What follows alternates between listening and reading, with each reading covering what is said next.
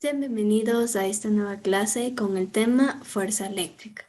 Bien, hoy vamos a ver un poco acerca de la carga eléctrica. Entonces, para eso vamos a ubicarnos en el contexto de lo que es la fuerza eléctrica. Cuando nosotros encendemos una bombilla, incluso cuando algunas personas tienen el cabello largo y están bastante tiempo sentadas sobre una silla, al querer levantarse, pues el cabello tiende a generar una carga eléctrica y se queda sobre el asiento donde estaba esa persona. También pasa cuando frotamos un globo sobre nuestro cabello y al levantar el globo, pues algunos de los cabellos van sobre este globo. Entonces, la fuerza eléctrica la podemos visualizar en muchas partes de la vida cotidiana. Entonces, las fuerzas eléctricas también son responsables de gran diversidad de fenómenos naturales. La elasticidad de una goma de borrar o la viscosidad del aceite son resultado de fuertes interacciones eléctricas entre sus átomos. También los procesos químicos, como la formación de enlaces o el metabolismo de nuestro propio cuerpo, son gobernados por fuerzas eléctricas. Básicamente, las cargas eléctricas de de la fuerza eléctrica la encontramos en varios aspectos cotidianos. Bien, entonces, para definir la carga eléctrica, tiene el origen desde la estructura atómica de la materia. La corteza del átomo está formada por partículas muy pequeñitas, en este caso los electrones que tienen carga negativa, mientras que el núcleo del átomo está formado por protones, partículas con carga positiva. En este caso, la carga positiva del mismo valor absoluto que la carga del electrón. Y los neutrones, que al ser, como el nombre lo dice, neutros, no tienen carga eléctrica. Bien, en condiciones normales, los cuerpos son neutros, porque existe el mismo número de protones y el mismo número de electrones. Sin embargo, algunos átomos se desprenden fácilmente de sus electrones y estos adquieren la carga eléctrica. Entonces, a este proceso se le llama electrización, donde un cuerpo adquiere carga eléctrica. Bueno, en la vida cotidiana funciona el ejemplo de pasar un globo sobre nuestro cabello. Entonces, el globo adquiere se unen estas cargas eléctricas y podemos ver que el cabello se desplaza en función del globo. Así funciona el ejemplo que vemos aquí. Si pasamos una varilla de vidrio sobre un pañuelo de seda, pues los electrones quedarán atrapados y en este caso se podrá levantar este pañuelo de seda. Y si tenemos varillas de plástico sobre un paño de lana, entonces los electrones subirán hacia la varilla de plástico, haciendo que esta varilla tenga también carga eléctrica. Bien, existen algunas propiedades de la carga eléctrica. Primero tenemos la conservación de la carga eléctrica, así como existe el principio de conservación de energía. También existe la conservación de la carga eléctrica. Por ejemplo, al frotar un bolígrafo de plástico con un paño de lana, no se crea carga eléctrica neta. Algunos electrones pasan, en este caso del paño al bolígrafo, pero este número se corresponde con el número de electrones que faltan en el paño. Es decir, el bolígrafo adquiere una carga negativa y el paño la misma carga, pero positiva. La situación final que podemos observar entre el paño y el bolígrafo es que la sumatoria de sus cargas es justamente cero, porque se conserva la carga eléctrica. Simplemente se transfiere el exceso o se adquiere lo que le falta. Bien, en este caso, en todo proceso, la carga eléctrica total permanece constante, es decir, no varía la carga eléctrica. Luego tenemos la cuantización de la carga eléctrica. Bueno, cualquier carga eléctrica es múltiplo entero de una unidad elemental de carga. Esta unidad elemental de carga la denominamos con esta letra E. No se ha encontrado ningún valor de una carga eléctrica libre, pero simplemente se toma como valor.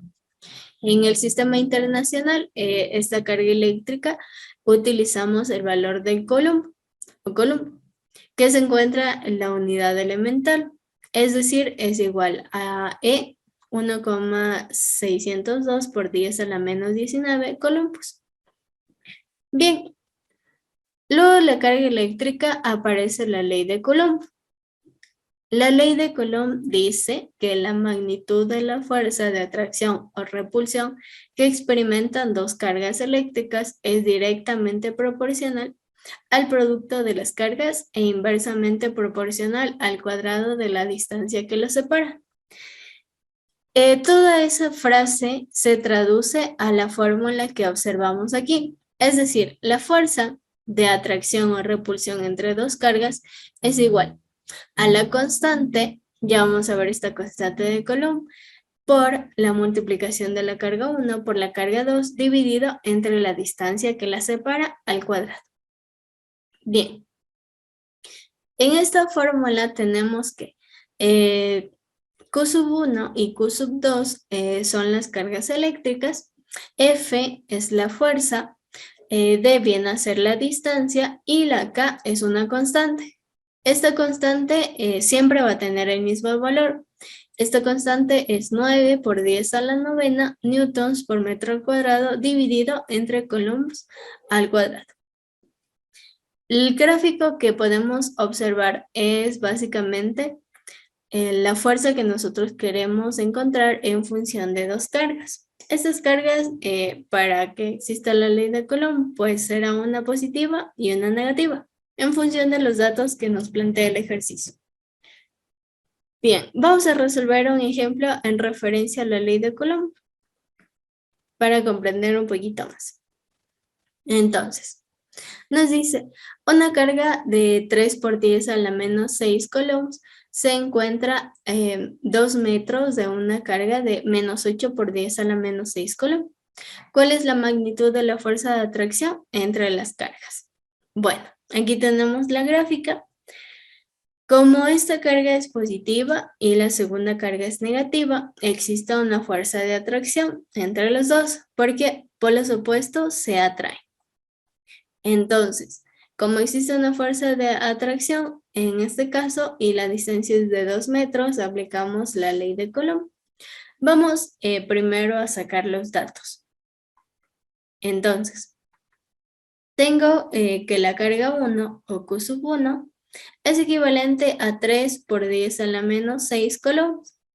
La carga Q sub 2 es igual a menos 8 por 10 a la menos 6 coulombs. Luego tenemos la distancia que los separa, que es de 2 metros, es decir, D es igual a 2 metros. Listo. Y aparte, me acuerdo de la constante K, que era igual a 9 por 10 a la novena newtons por metro al cuadrado sobre coulombs al cuadrado. Listo. Con esos datos, todas las unidades están en el sistema internacional, es decir, en coulombs y en metros. Entonces, yo puedo reemplazar en la fórmula. La fórmula que decía que la fuerza de atracción, en este caso, es igual a la constante K por la carga sub 1 por la carga sub 2 dividido entre esa distancia que lo separa al cuadrado. Entonces, la fuerza va a ser igual. Vamos a copiar solo los valores sin las unidades. Entonces, la constante K, que fue de 9 por 10 a la novena, multiplicado. Q sub 1, que es equivalente a 3 por 10 a la menos 6, por Q sub 2, que es igual a menos 8 por 10 a la menos 6 coulombs. Todo esto dividido entre la distancia al cuadrado, es decir, 2 al cuadrado. Entonces, la fuerza va a ser igual. 9 por 10 a la novena. Ya. Primero vamos a resolver ese 2 al cuadrado. Entonces, tendría 3 por 10 a la menos 6 por menos 8 por 10 a la menos 6 dividido entre 2 al cuadrado, que sería 4. Entonces, la fuerza de atracción es igual. Bien, ahora vamos a multiplicar los valores que tenemos en este segundo paréntesis. Como tengo dos valores en notación científica, voy a multiplicar primero los valores enteros, es decir, 3 por menos 8, que sería igual a menos 24 por 10 a la menos 6. Bueno, 10 a la menos 6 por 10 a la menos 6 es equivalente a 10 a la menos 12. Todo esto sobre 4. Entonces, la fuerza va a ser igual. Voy a dividir este 24 dividido para 4, es decir, 9 por 10 a la novena por 24 dividido para 4 sería igual a menos 6 por 10 a la menos 12. Finalmente, tendré que multiplicar ahora sí todos los valores, es decir, 9 por 10 a la novena multiplicado por menos 6 por 10 a la menos 12. Si multiplicamos eso, nos sale menos 0,054. En este caso, como estamos hablando de fuerza, sabemos que toda fuerza la denotamos en newtons. Entonces, la fuerza de atracción entre estas dos cargas es equivalente a menos 0,054 newtons.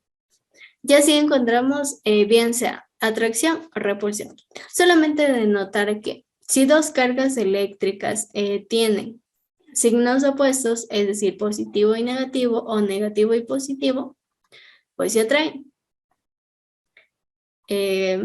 Como en la frase, por los opuestos se atraen. Y pues si dos cargas tienen el mismo signo, es decir, negativo y negativo o positivo y positivo, estas fuerzas se repelen, es decir, no se llegan a unir.